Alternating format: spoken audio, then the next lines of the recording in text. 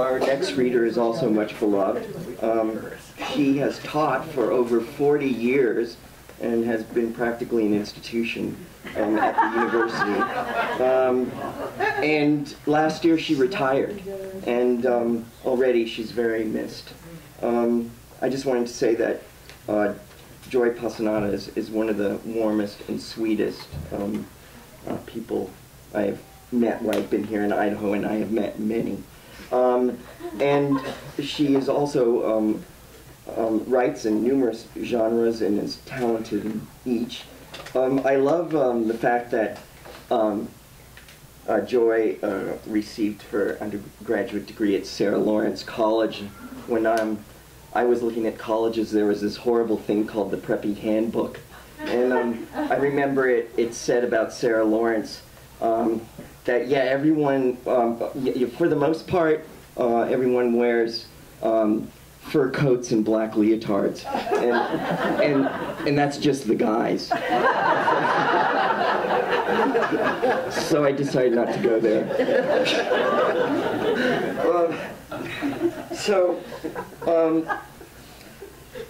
Please give a warm welcome to Joy Passanante.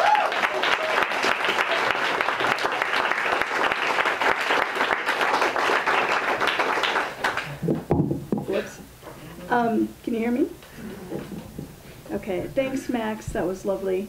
I assure you that all I wore at Sarah Lawrence was my pajamas, because they only had one class a week in your 3 classes that you took, and you were supposed to do the rest of it on your own.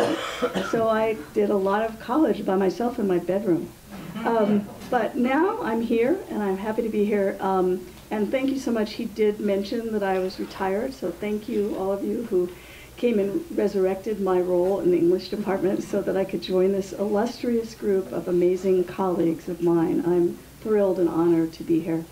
I'm going to read you a short section, well, short for a prose writer, from my eternally in progress book, which is still called Through a Long Absence, which I take as a good sign. It is set in World War II, and it is about my father, Bart, who was a young doctor. And in this case, in this particular scene that I'm reading, he has just finished a long stint following the front of the war in Normandy, doing surgery in tents. One of their unit did sometimes 500 operations a week while they kept following the front, going from place to place. And now the unit is bivouacked about 13 miles away from Paris. So this might have some interesting connections with what's been going on there. His wife's name, by the way, his wife, my wonderful mother, is named Bertie. It was a chilly fall day in Paris. Bart slants his head to view the uppermost window rosettes of the imposing building in front of him. Each rosette is circled by smaller circles, each encompassing a 6-pointed star, the Star of David. This is the Grande Synagogue de la Victoire, the largest synagogue in Paris. Until less than a month before, the windows were boarded up and posted with signs that read, Verboten, Juif. Today, September 18th, 1944, is the second day of Rosh Hashanah, the Jewish New Year. The time for fresh beginnings, for making a noise unto the Lord and leaving the past behind. For more than 2 years, synagogues have been silent. No services were held in the city, no worshipers rose for the opening of the Holy Ark that houses the Torah's sacred scrolls. No minyan recited poems accompanied by ancient melodies passed down generation to generation, fathers' voices to sons' ears. And the polished spiral of the ram's horn remained mute. Inside, uniformed U.S. troops and civilians jam the seats, the galleries, the balcony, where the congregants, straining their necks to see, seem to stretch to the high domed ceilings of the sanctuary. Bart's artist eye takes in the glow of the gilded bronze candelabra, the Hebrew letters inscribed into the ark.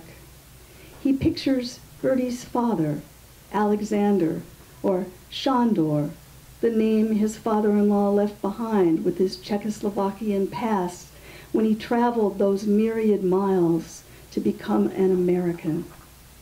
Bart can almost hear this gentle man, his European accent thickening the edge of the Hebrew guttural as he leads the kiddish blessing over the challah and the grape juice that served as wine on Shabbos every Friday evening at sundown.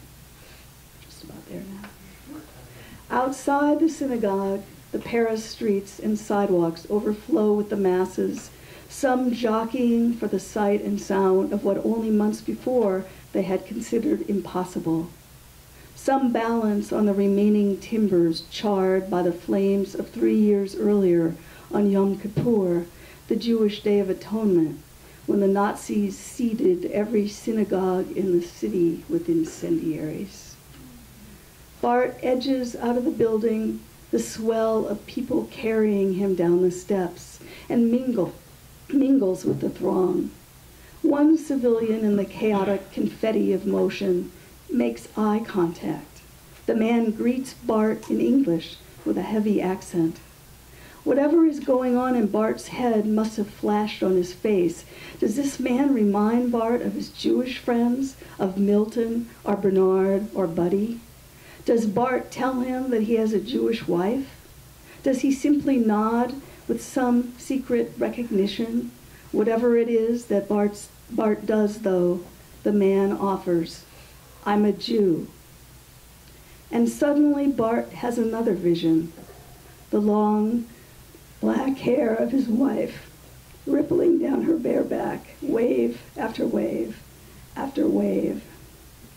The man is talking over the crowd, and Bart has to concentrate to take in the stories that are tumbling out of this stranger's mouth. The man was raised in Turkey. He lived for a time in Berlin. He married a French woman. The only thing that kept the man from being deported to a death camp was that his wife was a Gentile, and that protection would not have lasted many days longer.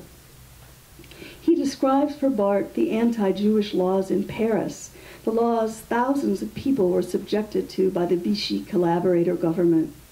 Perhaps he mentions the confiscation of first their radios and then their businesses and homes, the curfews, the banishment from public places, the wearing of the gold star of hope and protection as a yellow badge of danger and shame. Did he talk about the terrifying roundups, people prodded and packed into freight cars as if they were hogs on the way to slaughter? Or at the camps, the bone-breaking labor and beatings, the clearing of minefields at the cost of a hand or a face? How the starved belly's contractions twisted even into the chest, the nausea bent the body in half, drove it to the ground.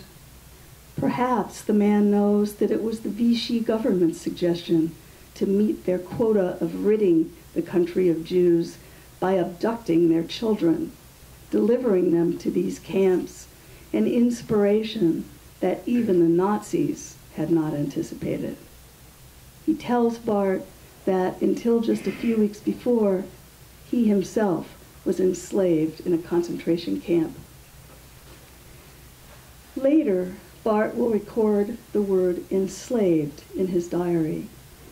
Absurd, he will write Bertie, as if he cannot understand how all he has just heard is possible in any world he knows. And though he's been fighting this war, living this war, for nearly 2 years, he is apparently shocked. Given his penchant for detail, it is odd that in neither his diary nor his letters does he explicitly identify even one of the stomach-churning series of abominations this man has tendered, as if he doesn't want to make any of it believable. This is the first time Bart has met a person who has survived a concentration camp. It is his first-hand account of the terror of tyranny, the reason the Americans crossed the ocean, the reason he, Bart, is there now in Paris at this synagogue. He has no way to know that within a few months, he himself will bear witness to atrocities beyond even his imagination. But for now, thank you.